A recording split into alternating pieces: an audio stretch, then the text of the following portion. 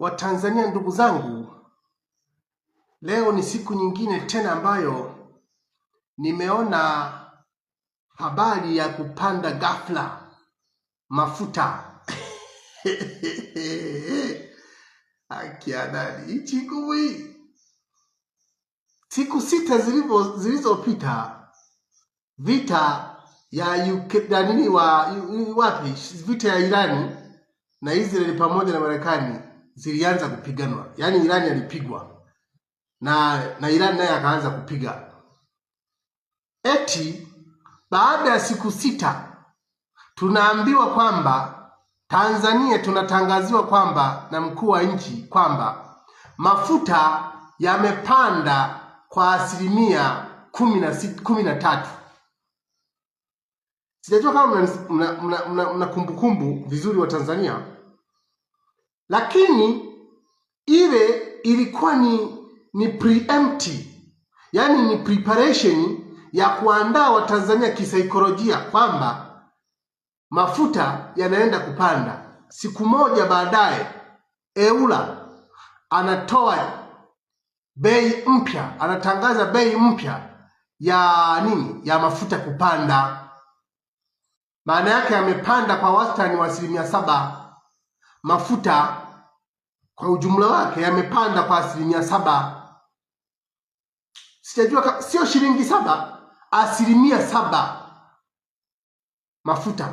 Kumbuka Tanzania hii kwa mujibu wa taarifa za EURA ni kwamba yani Tanzania inakuwaga na reserve ya mafuta ya kutumia kwa miezi 3 mpaka 5. Kwa lugha nyingine, haya mafuta tunayotumia haya sio mafuta ambayo yameagizwa ya bei mpya. Maana yake ni kwamba mafuta haya yalikuwepo ndani ya nchi yetu. Sasa hii bei ya kupandisha imetokana na nini? Hii bei baada ya siku 6, siku moja baada ya kutangaziwa na mkuu wa nchi kwamba bei ya dunia imepanda, alafu EURA anakuja kupandisha bei ya mafuta, imetokana na nini? Ni sababu zipi za msingi ambazo serikali inaweza katuambia kwamba imetumia sababu zipi, fakta zipi ambazo imetumia serikali kuhakikisha kwamba mafuta yamepanda, mafuta ya taa, mafuta ya diesel na mafuta ya petroli yamepanda kwa sababu zipi? Kwamba impact ya vita ya Irani iwe nimepandisha mafuta Tanzania hapa leo ndani ya siku 6. Kwa mujibu wa taarifa ni kwamba serikali haijaagiza mafuta katika hizi kipindi cha siku 3 cha siku 6 hizi, haijaagiza mafuta. Sasa kwa nini ipandishe mafuta? Mnaweza mkaelewa sasa kwamba tulivyokuwa tunawaambia Watanzania kwamba mwaka jana wafanyabiashara wakubwa katika nchi hii, wakiwemo wafanyabiashara wa mafuta, wakiwemo hao viongozi, walichangia CCM zaidi ya shilingi bilioni 86 pale Mlimani City. Mnakumbuka? Mfanyabiashara mmoja anatoa bilioni 10 anachangia. Nikawaambia hivi, iko siku huko mbeleni hawa wafanyabiashara watawezaje kuzikompensate hizo fedha wanazotoa? Watakompensate vipi? Lazima kutakuwa na sababu zote za msingi, ili kusudi mfanyabiashara hawezi kutoa pesa bure, hawezi kuchangia bure. Lazima akichangia anatarajia kwamba kuna siku moja kwa namna moja au nyingine pesa yake itarudi kwa namna moja au nyingine. Lazima hela yake itarudi. Hakuna hela ya mfanyabiashara inayotoka bure. Lakini niwakumbushe kidogo nyinyi wananchi wa Tanzania, kama mmejisahau au viongozi kama mmesahau, inawezekana Watanzania wameshasahau, mnasahaulishwa na hizi propaganda za waziri mkuu zinazofanyika sasa hivi. Kipindi cha mwaka 2018, 19 mpaka 20 tulikuwa na vita ya Ukraine na Urusi. Tulikuwa na balaa linaloitwa COVID-19. Mafuta ya diesel ndani ya nchi yetu yaliuzwa shilingi 1500, kama mmesahau. Kipindi cha John Pombe Magufuli mafuta ya dizeli yaliuzwa kwa shilingi 1500. Kipindi cha 2019, 2020, 2014 mpaka 20 hapa mafuta yaliuzwa 2500, 1500. Yakizidi sana yalienda shilingi 2200. Kwani ni uongo? Yakizidi sana yaliuzwa shilingi 2200. Baada ya Magufuli kufariki tu, Jenerali Makamba alipoingia madarakani, bei ya mafuta ilipanda juu kutoka 2000. Kwanza walicreate scarcity ya mafuta, halafu akapandisha mafuta yapo, halafu akapandisha mafuta, bei ya mafuta. Uongo kweli? Watu si walikuwa wanapanga mpaka kwenye foleni kutafuta mafuta? Au mmesahau? Ni kwa sababu wamiliki wa sheri hawa ni viongozi wenyewe. Wamiliki wa vituo vya mafuta katika nchi hii, wengi wao ni viongozi. Kama sio viongozi, basi wanaomiliki hizi vituo vya mafuta wana unasaba na viongozi. Kwani ni uongo? Kwani hili linahitaji rocket science kulielewa na kulingamua? Nakumbuka 2023 mbunge Hamisi Tabasamu, mbunge wa Sengerema, aliibua hoja kwamba kuna tenda imechezewa pale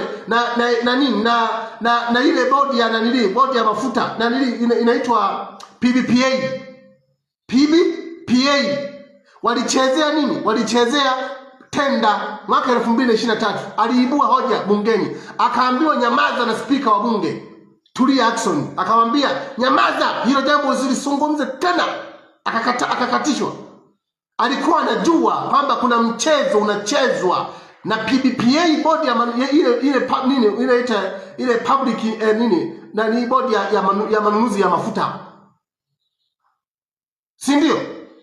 Kwa hiyo ina maana kwamba inawezekana huo ni mchezo wa viongozi, ni mchezo wa waagizaji wa mafuta, wanakorudi na viongozi kwa ajili ya kuinyonya nchi. Alafu jiulizeni tu, kipindi cha John Pombe Magufuli, kabla ya John Pombe Magufuli, nauli ya kutoka Mwanza kuja Dar es Salaam ilikuwa shilingi 35,000. Alifariki Magufuli, alipofariki tu Magufuli.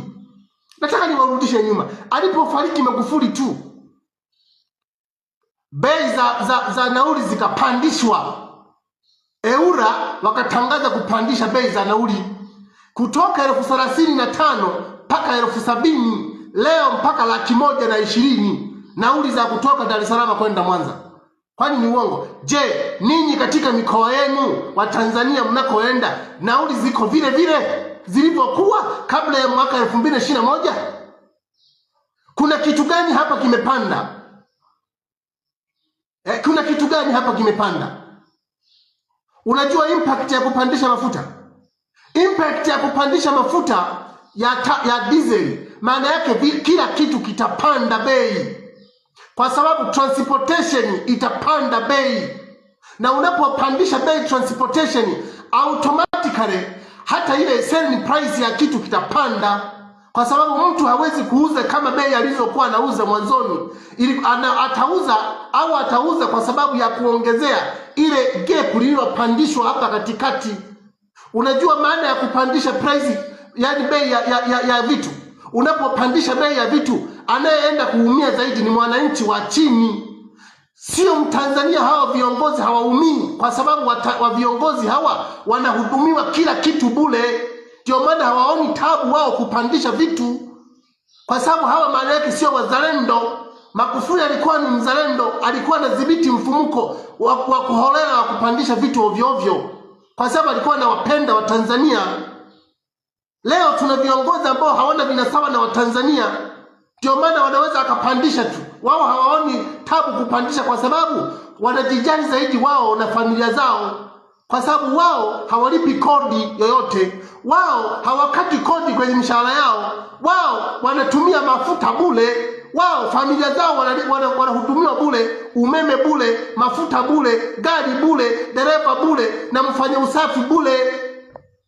Hawana tabu kwao, yani maisha haya hayawasumbui wao. Wanaosumbuka ni hawa masikini wa Tanzania ambao kila siku mlijipanga foleni kwenda kuwapigia kura. Mlikuwa mnajipanga foleni kwenda kusomba na malori kwenda kwenye mikutano yao. Matokeo yake ndio haya. Maana yake usafiri utakapokuwa mkubwa, utakapokuwa juu, maisha yatakuwa ni magumu sana kwa Watanzania. Hamjui hilo. Juzi tu vita hivi viongeza na nini? Vita ya Ukraine pamoja na COVID-19, tulikuwa katikati. Nchi zote zilikuwa zimefunga. Hizi nchi za Warabuni zilikuwa zimefungwa. Nchi za Warabuni zilikuwa zimefungwa. Afrika zilikuwa tumebakiza nchi kama chache tu. Nchi yetu ya Tanzania ndio ilikuwa haikufungwa, lakini nchi nyingine zote zilifungwa. China, Urusi, siji Ukraine, Marekani, siji wapi, walifunga nchi zao. Lakini mafuta stili, mafuta ya taa, mafuta ya diesel, mafuta ya petroli yalikuwa shilingi 1500. Leo ni kitu gani kilichosababisha mafuta ya pande namna hii? Ni ufisadi huu, kwa sababu hao viongozi hawana nia njema na taifa hili. Ni ukweli ambao uko wazi. Kwani utasema ni nini sasa? Ni kitu gani sasa ambacho utasema kwamba kimesababisha kupandishwa kwa bei ya mafuta? Kwa lugha nyingine, wa Tanzania mta experience ugumu sana mkubwa wa maisha. Vitu vyote vitapanda kwa sababu production cost, yani zile viwanda zinazotumia petroli, diesel kuzalisha, maana yake bei zake zita produce kwa bei kubwa. Maana yake selling price ya vitu vitapanda juu, itashuti. Hii haihusu CCM, haihusu Chadema, haihusu ACT, haihusu mtu yoyote. Zinawahusu Watanzania wote kwa ujumla, isipokuwa viongozi wenye madaraka. Mkiambiwa hivi Watanzania, mnaona kama huyu bwana anapiga kelele tu, anaboyoka. Na waambia ukweli, maisha haya Mtanzania masikini utazidi kuumia zaidi wewe. Amka wewe Mtanzania, paza sauti yako kukataa udhalimu huu. Hapa ni unyonyaji, hapa ni rushwa na ni ufisadi mkubwa unaoendelea kwa taifa letu. Niliwaonya nyinyi wa Tanzania, haiwezekani mfanyabiashara akakupa bure. Lazima atatafuta namna fulani ya kurudisha pesa zake. Sasa nchi hii ina kila kitu. Mungu ametujalia, ametupa madini. Yani sisi sijui tumelaniwa sehemu gani tu yani. Kwa sababu tuna kila kitu sisi, Mungu ametupa kila kitu unachokijua hapa duniani. Sisi tunacho sisi wa Tanzania. Mungu ametupa madini, ametupa chuma zaidi ya tani bilioni 5. Ametupa makaa ya mawe zaidi ya bilioni 5 makaa ya mawe. Ametupa nini? Ametupa gesi zaidi ya metric tani trilioni 70. Ametupa mbuga, ametupa misitu zaidi ya hekta milioni 14, bilioni 14. Mungu atupe nini? Ametupa kila kitu. Ametupa madini, ametupa dhahabu, ametupa kila kitu, lakini wananchi wake ni masikini wa kutupwa. Ametupa maji, ametupa bahari, ametupa bandari, lakini hakuna mtu anayefaidi hizi rasilimali zetu za nchi. Hakuna. Ni kundi dogo tu la watu wachache wanaofaidi pesa, rasilimali hizi ni wachache sana. Nani anayefaidi sasa? Nani anayefaidi? Ni kundi dogo tu la watu. Nawaambia Watanzania, amkeni tukatae unyonywaji na ufisadi na ufedhuli wa namna hii katika taifa. Na ndio maana tunapopiga kelele kama hizi, hawa watawala hawawezi kutupenda, kwa sababu tunaamsha akili za Watanzania. Ndio maana wanatamani kila mtu anaye mwenye akili timamu katika nchi hii afe, apotee, atekwe. Ndio raha yao. Na raha yao wakiona Watanzania wanashabikia Simba na Yanga, mambo ya dabi ya Simba na Yanga, ndipo watu ndio wale wanapata kupumua. Wako lazi kuua watu wote ili kusudi waendelee kuenemene katika madaraka yao. Kwa sababu gani? Wanahofia akija kiongozi mtawala kama John Pombe Magufuli watanyongwa, watafungwa, watafilisiwa. Na ndio maana hawa viongozi, Rais Samia, Waziri Mkuu makamu wa rais Mpango, Majaliwa, waziri wa fedha huyu aliyekuwa waziri wa fedha ambaye ni waziri mkuu huyu, hawakupaswa kushika madaraka yoyote, kwa sababu ndio wametufikisha katika engo hii leo ya uchumi kudumaa. Tunadaiwa zaidi ya trilioni 127 leo. Mnalijua hilo wa Tanzania? Hizi fedha mtazilipa na nini? Wakati asilimia kubwa ya miradi yote inayotekelezwa, yani njia zote za uchumi, zinamilikiwa na wageni. Wageni wale wanapomiliki uchumi, maana yake watatumia uchumi ule, wataenda kuwekeza nyumbani kwao. Nyerere wakati anatawala nchi hii alikuta uchumi wa nchi wote unamilikiwa na wageni, akataifisha, ndio ikawa ahueni ya nchi. At least wananchi wazawa wakamiliki uchumi wa nchi. Hapo ndipo thamani ya nchi, thamani ya shilingi ika kuwa strong. Nyerere paka ametoka madarakani, shilingi yetu dola moja ilikuwa na sawa na shilingi 20.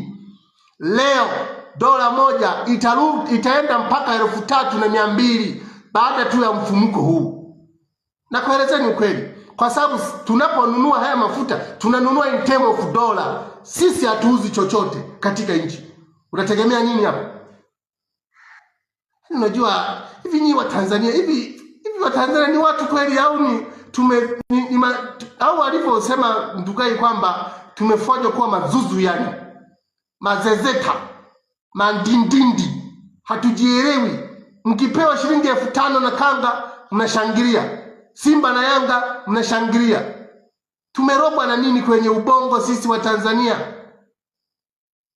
Amkeni, saa ya ukombozi ni sasa. Kila mtu achukue hatua leo kuhakikisha kwamba heshima ya Tanzania inarudi, uchumi wa Tanzania unarudi kwa mujibu wa katiba.